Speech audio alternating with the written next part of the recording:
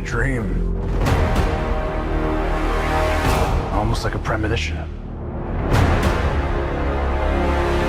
I think there's an attack coming. My lord, this world will fall. This past week saw Zack Snyder's Justice League, the vision that the auteur director had, finally recognized and released to the world thanks to HBO Max. And this week, you're going to see every podcast, every YouTube channel give you their thoughts on Zack Snyder's Justice League. And I've been listening to many of these myself, and I've enjoyed them quite a bit. What I've decided to do is something a little bit different. Rather than just an all-out review, what I'm going to do over the next couple weeks, you could say the next 2 months, on the Confirmed Epic podcast is I am going to be dedicating the podcast to providing a review/commentary for each chapter of Zack Snyder's Justice League. So, today, we are going to start with the prologue. So you have the prologue, and then you have 6 main chapters and the infamous epilogue. I don't want to give my thoughts on the film, on any chapter of Zack Snyder's work, until we have reached the conclusion of our watch-through/review. And maybe, if time allows, at the end, I will edit together all of these parts so that we will have a definitive commentary on Zack Snyder's 2021 Justice League. The Release the Snyder Cut hashtag worked, and I'm going to start with the prologue. It's going to be one of the shortest episodes of the podcast we've ever had because the prologue is only 9 minutes long. So basically what I've got going on here is a dual screen experience. I have my podcasting stuff set up, and on a separate screen I have HBO Max pulled up. I have the volume turned way down so we don't get any copyright flags from Warner Brothers, and I have the subtitles turned on. So you are going to be able to hit play along with me if you choose to. I know most of you that listen to this probably won't. You'll just tune in to hear the thoughts, and I greatly appreciate it. And you are going to have the opportunity to view it alongside with me, if that's how you choose to do so. If not, you can experience my thoughts on all 8 parts of this film epic. Not saying the film is confirmed epic. I'm saying it is epic in scope and epic in scale. So, without further ado, let's go ahead and get started. I'm at 1 second paused currently on my HBO Max screen. I'm going to tell you guys when I'm hitting play. I'm hitting play in 3, 2, 1. And here we have the film is presented in a 4:3 format to preserve the director's original vision. This was originally meant to be seen on a IMAX screen, so therefore you see it in 4:3. I have this thing pulled up on a widescreen computer in the background, so I'm not going to lie. It does look a little odd, a lot more odd than it did on my TV. Here we have the Warner Media logo coming up, not the Warner Brothers logo, because this is separate from Warner Brothers Studio. At the Access Entertainment. Now, we have that DCEU intro that we haven't had in a couple films. I think the last time we had it was Aquaman. Some people hate this. I'm a fan of this. Although this, according to DC, according to the people, the executives over there, Ann Sarnoff, the CEO of Warner Media, is not the canon version of Justice League. Instead, the canon version of Justice League is the Whedon cut. Okay, here we go. So we have Doomsday killing Superman. This is a great way to recap the events of the end of BVS. Or if you've never seen BVS, you can jump right into this, although I highly recommend the Ultimate Edition. A lot of slow-mo here. We see Superman yell out, Warner Brothers Pictures presents, and the shockwave of this yell is going to resonate across the DCEU. We see a new angle of Amy Adams' Lois Lane. no doubt the talent of her acting. And these are new shots. They're the same events, just shot from different angles, slowed down even a little more. And you start with Lois's reaction, and then Wonder Woman's reaction. And then, of course, you're going to end on Batman's reaction. Incredible acting by Ben Affleck here.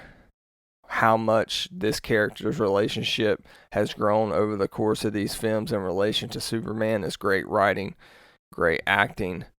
And we see Doomsday bite the dust, a Zack Snyder film. Completely different than that original cheese intro with the Henry Cavill mustache, completely edited out, and that cheesy line. And we immediately go to Cyborg, who's going to be a huge part of this movie. Snyder said he is the heart of the movie, and there's no doubt about that. He just looks so good in this movie, guys. And we start to see the mother boxes come to life. The mother boxes, there's 3 of them. Cyborg's in possession of one, the Atlanteans are in possession of one, and of course the Amazonians are. And they are calling out because the Kryptonian protector of Earth is dead. And these shock waves are resonating, it looks like, across Gotham Harbor. And you see the scope on full display here. We see the shattered Superman statue. Always interested me that we had this statue this early on. I don't know how I feel about that. I'm a fan of these movies. We get Eisenberg's Luthor turning around as we see Steppenwolf projecting the 3 mother boxes. Just projections, not the real mother boxes here. Eisenberg's Luthor has grown on me. I'm still not the biggest fan. This is a completely new shot here. And we see Williams Dafoe's name pop up. He's going to have a bigger role here in Atlantis. It would have been so interesting to see this before Aquaman came out. And now we see the mother box that has come to life on Atlantis. They've done a good job of setting up not just the scope and scale, but where our main points of battle are going to be. We see Mira, played by Amber Heard. Controversy with Johnny Depp aside, I think she's fantastic in this role. I liked her actually better here, I think. And all this was filmed before what we saw of her and Aquaman. It's amazing to me how they're able to establish the importance of the mother box over the course of the 3 mother boxes over the course of this 4-hour epic. Because I think this may be controversial, maybe not quite as good, but during this movie, they almost set up these mother boxes as well as the Infinity Gems, the Infinity Stones, rather, are set up across the first few MCU movies. Now, you're talking about the Justice League, the Joss Whedon cut, that was not the case, absolutely not the case. It felt slopped together, but we are not seeing that poor excuse for a man's vision. We are seeing the auteur, Zack Snyder, thanks to fans. Very 300 feeling here. I mean, the Amazonians came across as warriors in Patty Jenkins' 2017 film, but there's just a whole new level, I think, to their badassery. And I think that was established so well in Wonder Woman that when you have them taken on by Steppenwolf here, it just shows you how high the stakes, how big the threat. And this box has been quiet for thousands of years, and now it rattles to life. The design of these boxes were just so cool. I think this is one case where the movie is better than the comic. And now we go to a great shot of Batfleck, who is in hunt of Aquaman, who is in hunt of Arthur. He is mounting horseback. Looks very reminiscent of Denny O'Neil and Neil Adams Batman stuff when Ra's al Ghul was introduced. This is just brand new shots. It is reminiscent of Batman Begins when you see Bruce looking for Ra's al Ghul to train him. And while that had a little bit more of a realistic tinge to it, the overhead shots here, I'm sure this is some CG, but it almost looks like we're panning over with a drone. So I would love to see behind the scenes of how this actually was shot. Guys, we're still in the prologue. We're in the opening credits here. This is a massive film, which is why I'm breaking this up from prologue to epilogue. And eventually we'll do final thoughts. We see executive producer Christopher Nolan. Interestingly enough, he screened this on an IMAX at an IMAX theater, and I think he would be very, very proud of Zack Snyder here. And I heard a story that he had called Zack after he saw the Joss Whedon version not to keep bringing him up, and he told Zack Snyder, please do not watch it. And Zack Snyder, till this day, to my knowledge, has not watched it. Here we get the Superman created by Jerry Siegel and Joe Shuster. Anybody who's followed the history of that character knows that there was a point in time where that wasn't the case on some of these Superman adaptations. So it is awesome that we see that, kind of like we see the Bob Finger with the Bill Finger, with the Bob Kane creation of Batman. We got produced by Deborah Snyder, of course, the wife of Zack. And here we see Batman looking out over what looks like an Icelandic fishing village. We see the Chris Terrio credit. I know he gets a lot of crap from fanboys and fangirls, but unlike the Rise of Skywalker, I think he, no pun intended, did these characters justice here, man. Ben Affleck just looks like a quintessential Bruce Wayne. He may be the best mix of Bruce Wayne and Batman that has ever been put on screen. I don't know if he's the best at either, but he's extremely good at both. And then, of course, I think this is the final credit as he's walking into the village, directed by Zack Snyder. This was some of the first footage that we got at SDCC, and now we're to part 1. So I'm going to stop there at the 9-minute and 9-second mark.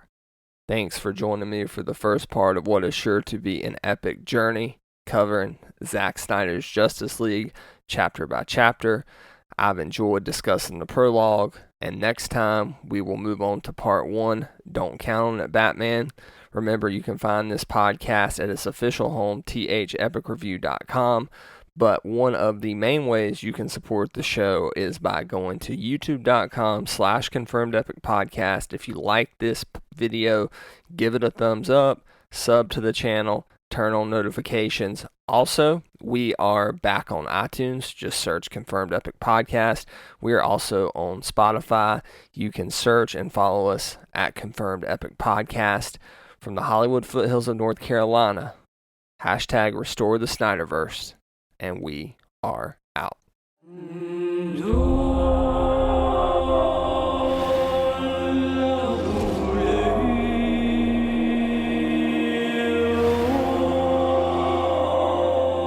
The bell's been rung.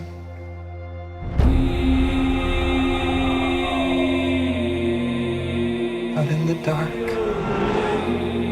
among the stars, the god is dead.